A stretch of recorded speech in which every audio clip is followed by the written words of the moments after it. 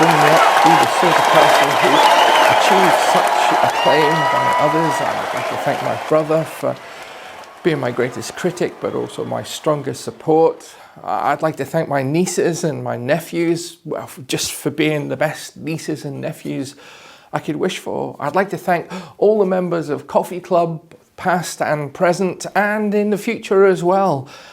I'd like to thank the dinner ladies when I was at school for making sure that I was fed and happy. And content because the teaching never did. I'd like to thank the bishop who ordained me and those who allowed me to continue, and those who will allow me to continue in the future. I'd like to thank my fellow priests who are some of them anyway. I'd like to thank the parishioners here at St Quivox and at St Anne's, and also at St Joseph's and St Teresa's and St Minian's and wherever they've been parishioners to. I would like to thank the Fortunately, the Golden Cleric only exists in the imagination of the writers of the Father Ted Christmas special.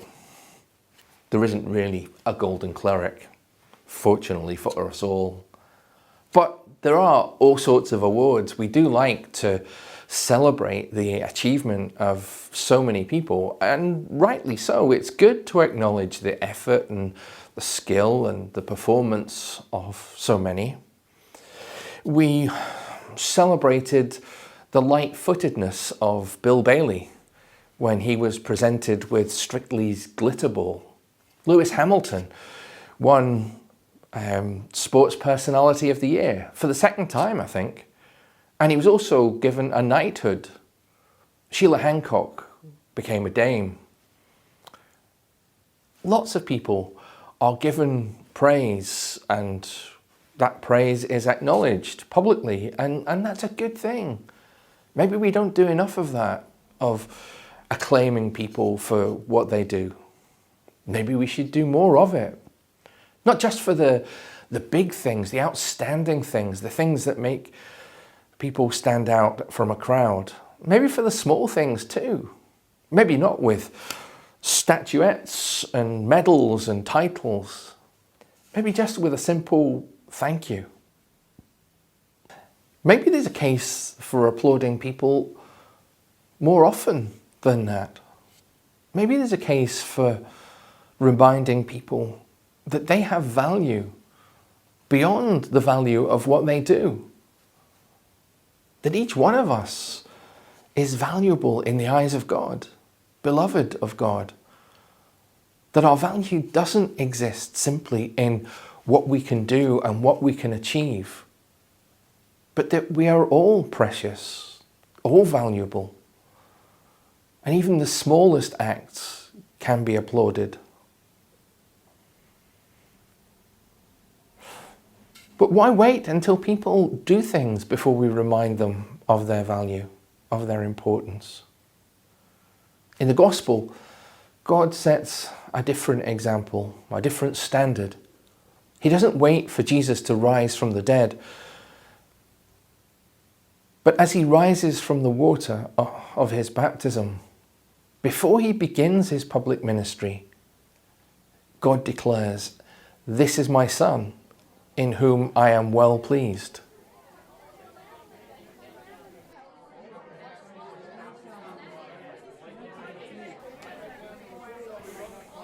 In the course of his preaching, John the Baptist said, "Someone is following me, someone who is more powerful than I am, and I am not fit to kneel down and undo the strap of his sandals. I have baptized you with water, but he will baptize you with the Holy Spirit."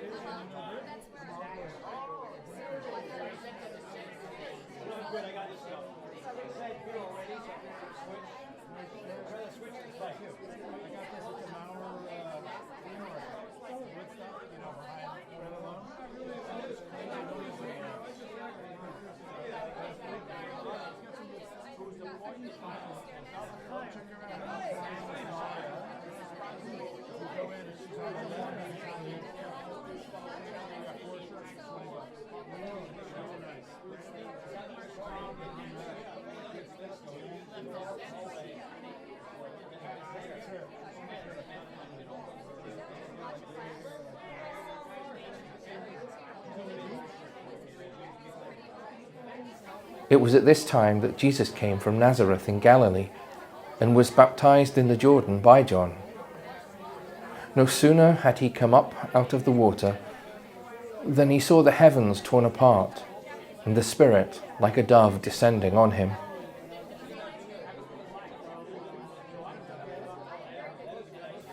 And a voice came from heaven.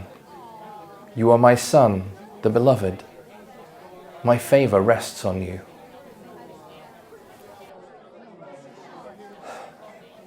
For Mark, Jesus' baptism is the beginning of the story. It's the first time Jesus appears in his gospel. And as he rises from the water, the voice of God is heard. "You are my Son, the Beloved. My favor rests on you." In Matthew and Luke's gospel, God is reported to say, "This is my Son." It's an act of revelation. It fits very well into the Christmas season. It's the ultimate act of revelation, isn't it? God declaring, "This is the one that you are to listen to." But in Mark, God says, "You are my Son." We're still intended to listen. It's still an expression of revelation, a revelation of who Jesus is. But the remarks are addressed to Jesus himself, not to the crowd round about. It's as if God is offering a word of encouragement to Jesus before he begins his public ministry. He doesn't wait for it to be completed. He declares that his favor rests on Jesus right from the beginning. Maybe that's the example we're asked to follow. The one of God, who doesn't wait for us to achieve wonderful things, but applauds us for the smallest of things. Reminds us that we are precious in his eyes, beloved, even without doing anything. Maybe that's the example. That we shouldn't wait and applaud only those who achieve exceptional things. But should we applaud, appreciate, express gratitude for the smallest of acts of kindness, the smallest successes?